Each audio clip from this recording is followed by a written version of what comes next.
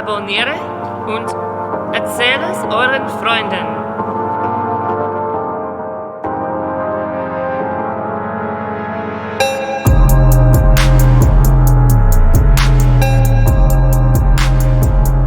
Hey, this is Barefoot Boris, and you're listening to the Audio Missile Podcast. Stay tuned.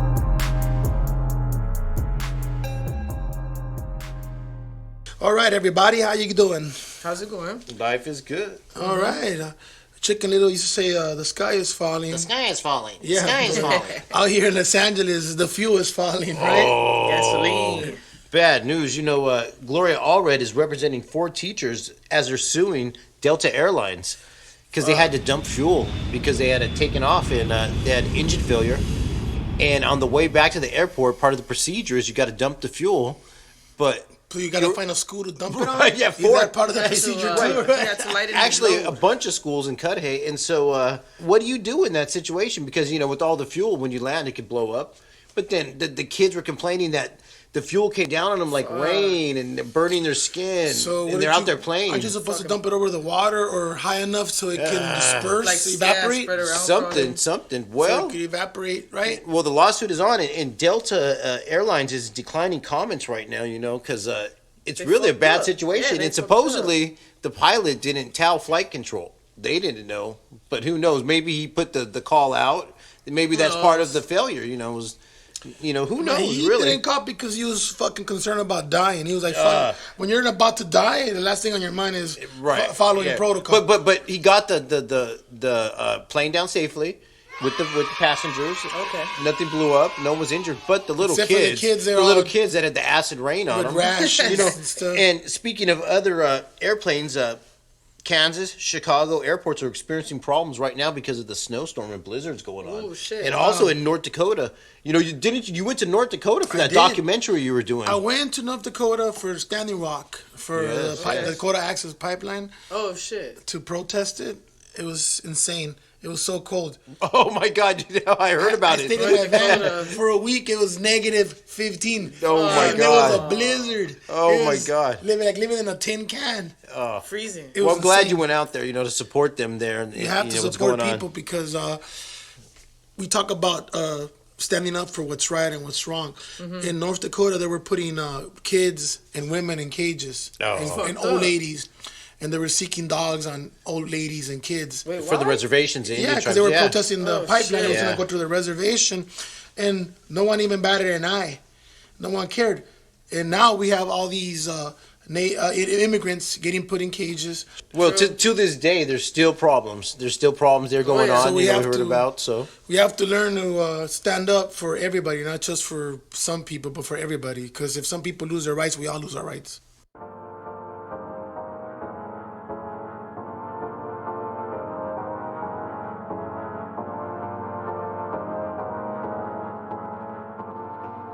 Out here in California, people want to sue for everything. For car accidents, if you slip on somebody's concrete sidewalk or whatever.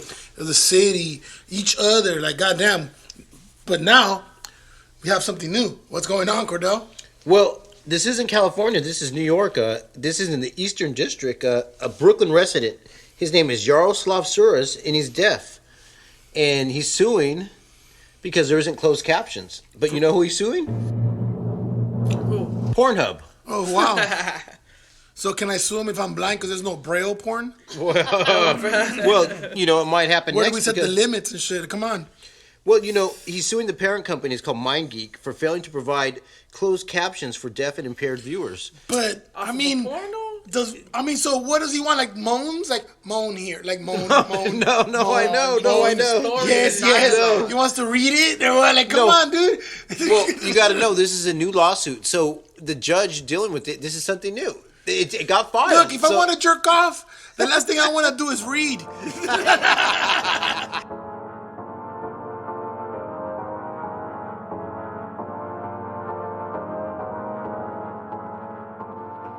Okay, prison life is a tough life. And if you want to get cocaine or heroin, someone has to take it in their butt. Okay? Cheek it. They have to cheek it. That's the old-fashioned way. In British Columbia, Canada, they don't want to put anything in their butts. So, what are they doing, Cordell? How do they do it? Well, police are investigating after they found an arrow outside the prison walls with a bag of meth attached to it. That's clever. It was outside of a prison in Abbotsford, British Columbia. But what about if somebody was doing push-ups or in the yard and the arrow fucking went through his skull or something? No, well, it was a carbon fiber sporting arrow. In another failed attempt, they used a drone. Oh, they tried to, use a drone, but That they makes got sense. that one That failed. makes Though, sense. Bring too. it a little bit low and I could jump up and grab my bag of meth. Yeah. You know what I mean? That's smart. Well, check it out. Sporting arrows are used with the bows, while crossbows use something called bolts. They fire bolts. And so they think it's happened before. Not only does it bring in a drug or contraband, it serves as a weapon as well. Yeah, you could shank somebody. Yeah, so, it's what's going on. They're investigating now because people are coming up with new clever ways. That's smart, The dude. old-fashioned way don't work no way. Because you get your fix and a weapon at the same time. It's like a win-win situation. Yep. You know what I mean? Hey, this is Felipe. Stay tuned. Audio Missile Podcast will be right back. What does the NFL, a police officer, and ass grabbing have in common? Oh, my boy. Well, it looks like you must have heard about Odell Beckham Jr. Yeah, I heard.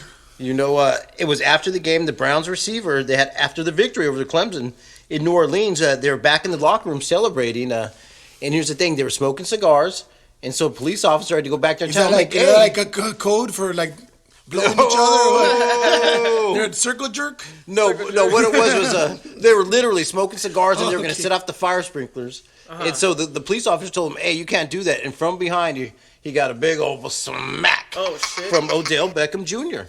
Okay, first off, if I was gay and he slapped my ass, I would be pissed off because he went straight to third base without taking me even out to dinner or anything. Well, that's assault. And so charges were originally pressed. He's going to drop him. The police officer said he's going to drop it. They made fun of him. He said he felt like punching the dude, but he goes, you know what? I'm dropping it. It's cool. I understand that's what you all do to each other in the locker there.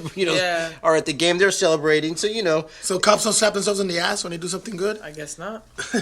And so also in the video they also saw the 27-year-old Odell Beckham Jr. was handing out cash to the other players, and so that's also being investigated by the NCAA. Why, is he a millionaire or what? Well, he has money, and Is he a trust fund kid or is he on a scholarship? Right? No, a little bit of both. But Because if he's there on a scholarship but he's handing out money, that's fishy. But if he comes from a rich family and he's handing out money, he's just being generous. And so that's the difference. thing. And so that's the thing. And so there's a little bit of stuff they're checking out. They're not going to get him for the ass slapping, but they might get him for handing out the money in the locker room. Hey, this is Barefoot Boris, and you're listening to the Audio Missile Podcast. Stay tuned. As a Mexican American, I'm familiar with many ways to get into the country, okay, because of relatives and stuff, car trunks, illegal papers. I mean, there's so many ways. Even when I went to Germany, they had a whole museum in East Berlin dedicated to the way people were smuggled into during the war. Yes. Yeah, my But boy. here's something new. Tell us. Well, the CEO of Nissan was out on bail in Tokyo when he escaped. And you know how he escaped? How? In a Yamaha Viola case, double bass case. Oh, shit. You know, the big musical cases? You're a musician. They don't open them up or what?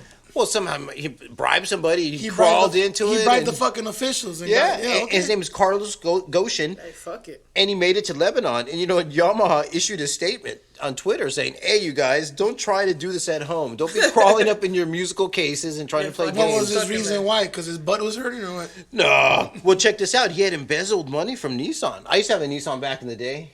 I used to have a Datsun. I got a Nissan. Yeah, those are good. You have a Nissan? I have a little Nissan. You have a Nissan now, my boy, yeah. Well, the CEO, that's how he escaped, was in a musician case. So what was he in trouble for? What did he do? He embezzled money from Nissan. From the company? Yeah. So he was How like, much? Oh, shit. You got him good for millions of dollars. And now he's in funny. Lebanon? They can't get him in Lebanon? No, check this out. There's no extradition? No, or what? he's smart. Check this out. He's a thug. So it's Yakuza over there. So he was out on bail. They figured out and right away he figured out a plot. Like, all right, this is what I'm gonna do. I'm gonna get the He fuck even out. got them, and that's why they're pissed. The Yakuza was pissed. Like, you got us, but he went to Lebanon. They're like, it's cool. We ain't going over there. Too much violence in the Middle East right They're now. gonna kidnap his ass over there and take all his Yeah. He's gonna end up. Check it Why, out. what, Tijuana, Mexico was too fucking populated or what? Well, wouldn't it be ironic if he ends up back in Japan in a violent case? Ah, shit.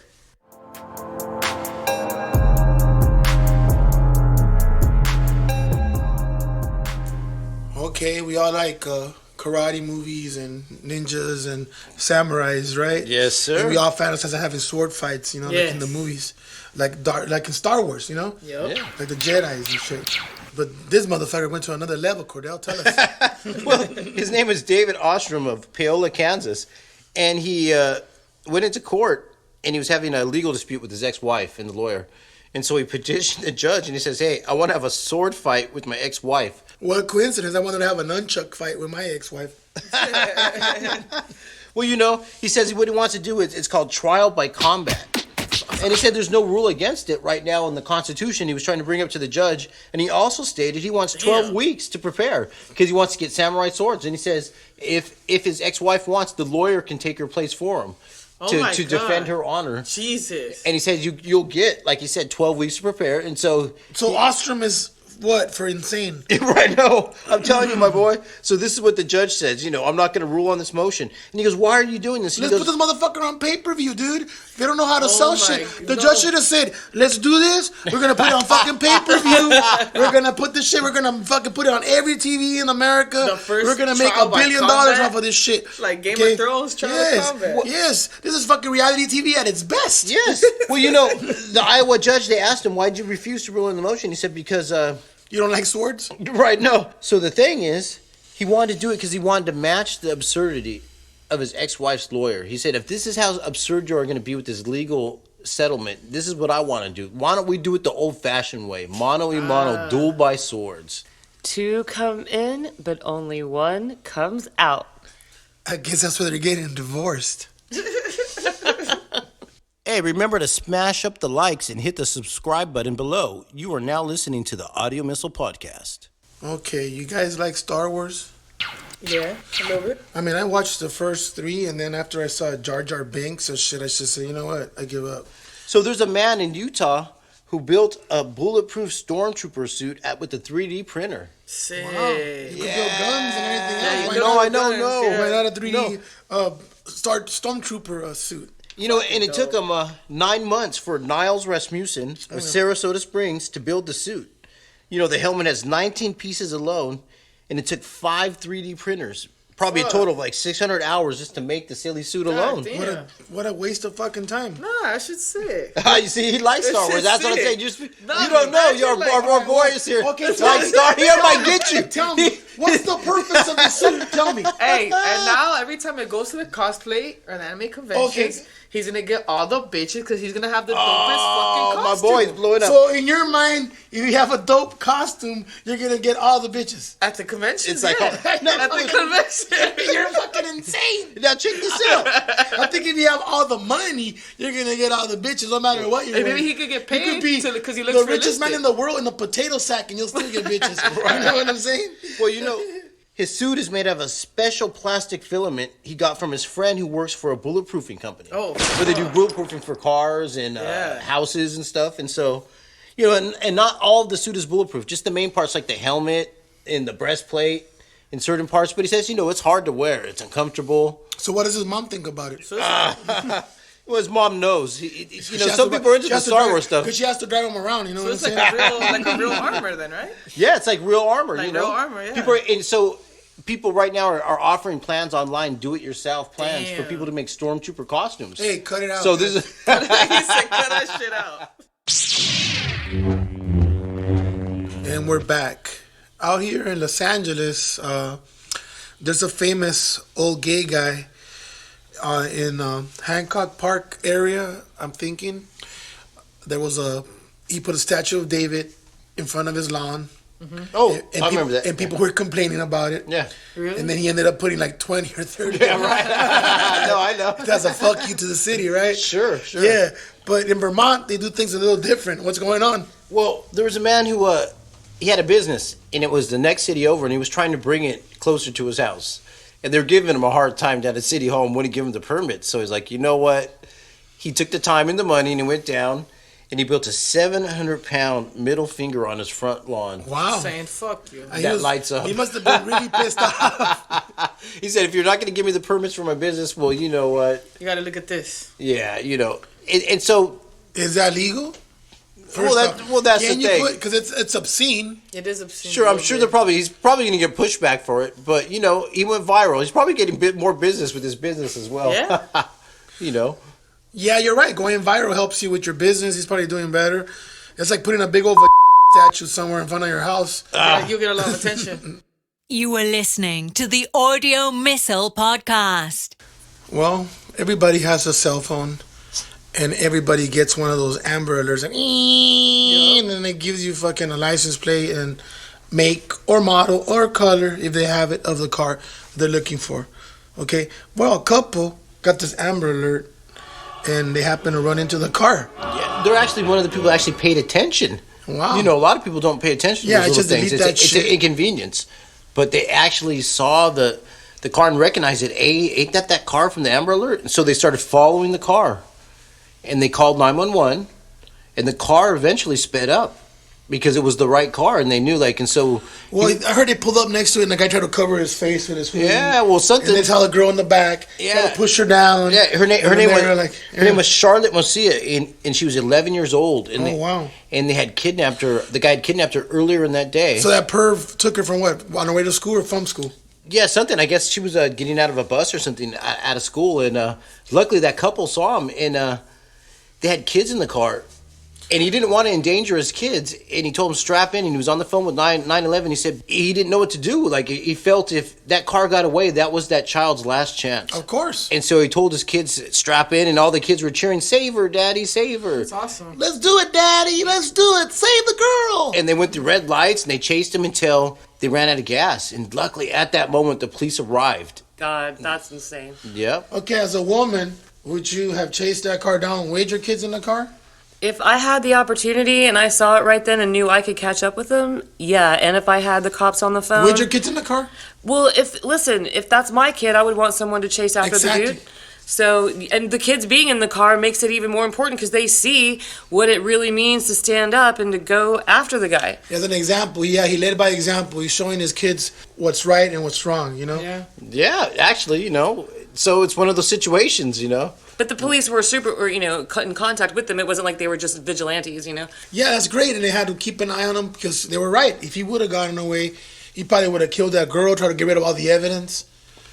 Every moment that goes by is a higher and higher risk that you might never find them again. And you have to take every possible minute, every chance you have before they get out of your sight. Well, congratulations to that couple in Massachusetts for stepping up and helping that little girl escape her kidnapper. Yeah, their names are Amanda Disley and Benny Correa. We salute you. Okay, the Correa family, we salute you guys. Thank you.